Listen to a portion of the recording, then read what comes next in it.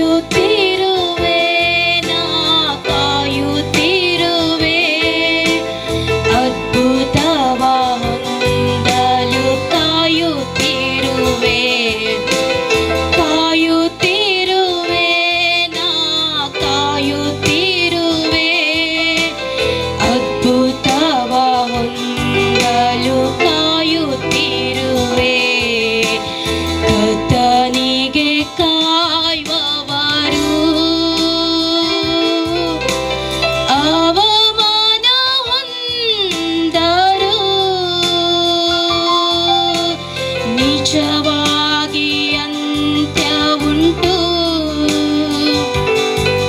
ನಿನ್ನಂಬಿಕೆ ವ್ಯರ್ಥವಾಗದು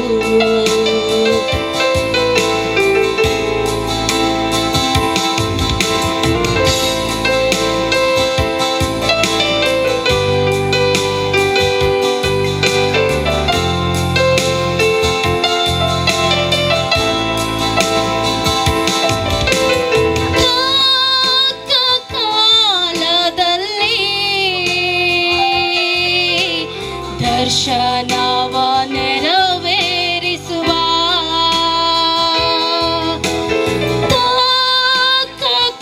ಕಾಲದಲ್ಲಿ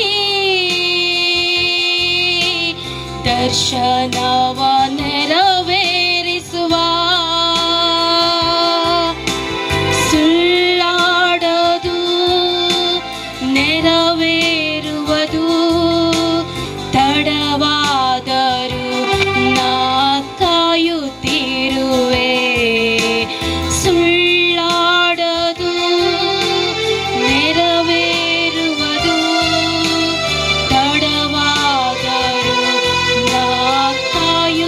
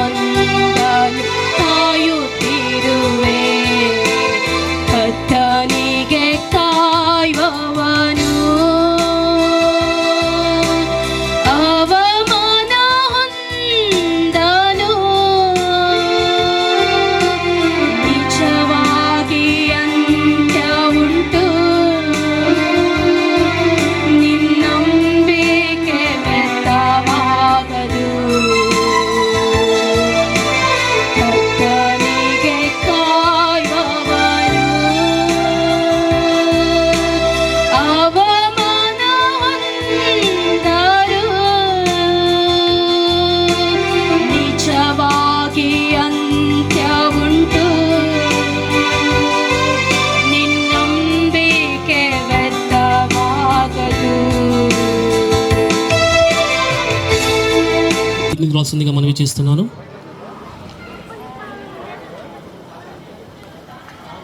రావాల్సిందిగా మనవి చేస్తున్నాను.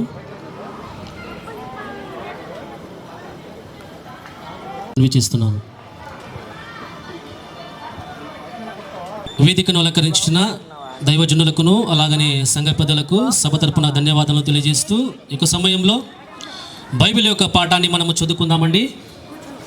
బైబిల్ యొక్క పాఠాన్ని లూకా సువార్త 2వ అధ్యాయము 11వ వచనం నుండి కొద్ది మాటలను మనం ఇక సమయంలో చదువుకుందాము. లూకా సువార్త 2వ అధ్యాయము 11వ వచనం ప్రారంభం. దావీదు పట్టణమందు నేడు రక్షకుడు మీ కొరకు పుట్టియున్నాడు, ఈయన ప్రభువైన క్రీస్తు. దానికిదే మీకు ఆనవాలు. ఒక శిశువు పొత్తిగుడలతో చుట్టబడి ఒక తొట్టిలో పండుకొని ఉండుట మీరు చూచెదరు అని వారితో చెప్పాను.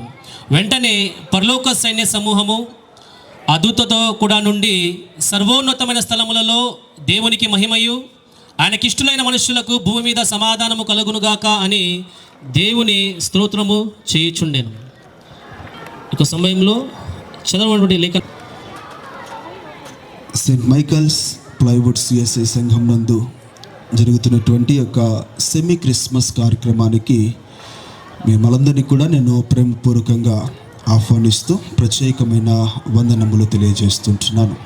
సో ప్రత్యేకముగా ఇలాంటి కార్యక్రమాల్లో ప్రసంగాలు చేయుట చాలా మంచిది. ఎందుకంటే ఈ కార్యక్రమంలో మరి స్త్రీల మైత్రి వారు, యవనస్తులు, చిన్నపిల్లలు చాలా ప్రోగ్రామ్స్ చేయడానికి వారు సిద్ధపడ్డారు. సో కాబట్టి పడిన లేఖనము ప్రకారముగా దేవదూత గొర్రెల కాపరుల యొద్దకు వెళ్ళి, ఇదిగో మీకు సంతోషాన్ని కలిగించేటువంటి ఒక విషయాన్ని నేను తెలియజేస్తాను అని చెప్పగా గొర్రెల కాపరులందరూ కూడా భయానికి గురైనటువంటి సమయంలో తెలియజేస్తున్నాను అని చెప్పింది. అయితే వెంటనే గొర్రెల కాపరులందరూ కూడా ఆసక్తిగా చూశారు. మాకు సంతోషాన్ని తీసుకొని వచ్చే విషయం ఏంటి అంటే, ఇంతవరకు మేము అలాంటి ఒక సంతోషమును పొందుకోలేదా? మా జీవితాల్లో, మా హృదయములో సంతోషాన్ని తీసుకొని వచ్చే విషయం ఏంటి అని వారు కనిపెట్టుకొని ఎదురు చూస్తూ ఉండగా దూత మాట్లాడుతూ ఉన్నది, ఇదిగో దావీదు పట్టణమందు నేడు రక్షకుడు మీ కొరకు పుట్టి ఉన్నాడు.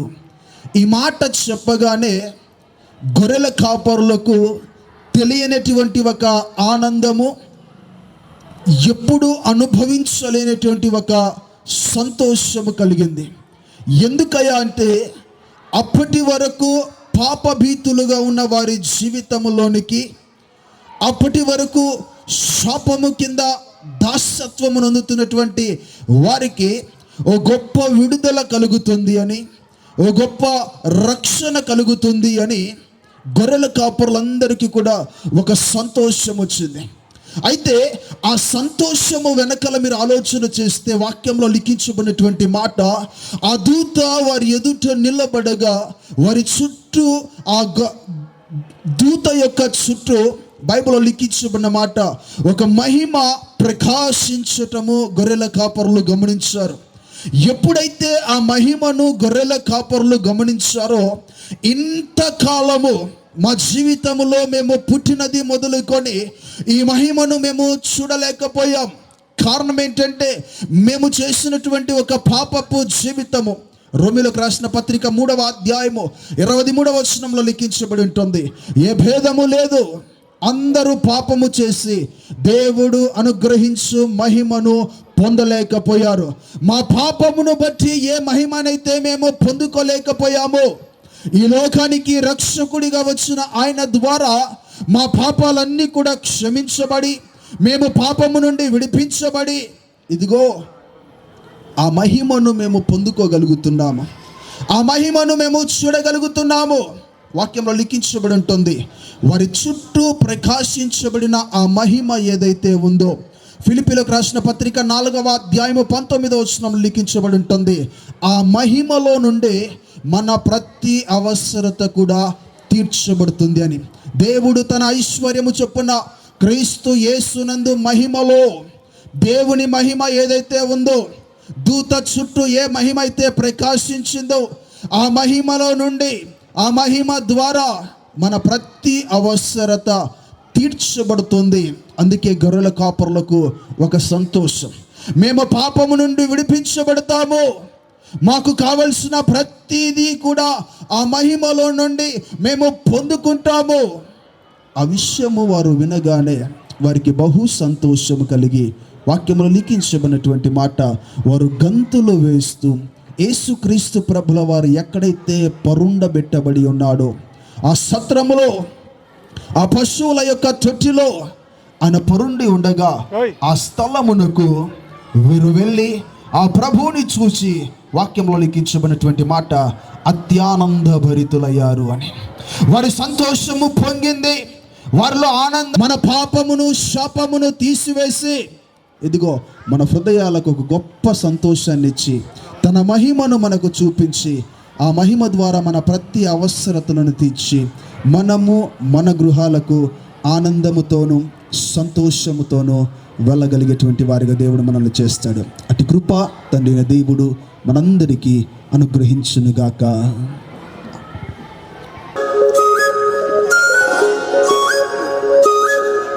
Next women's kirtan.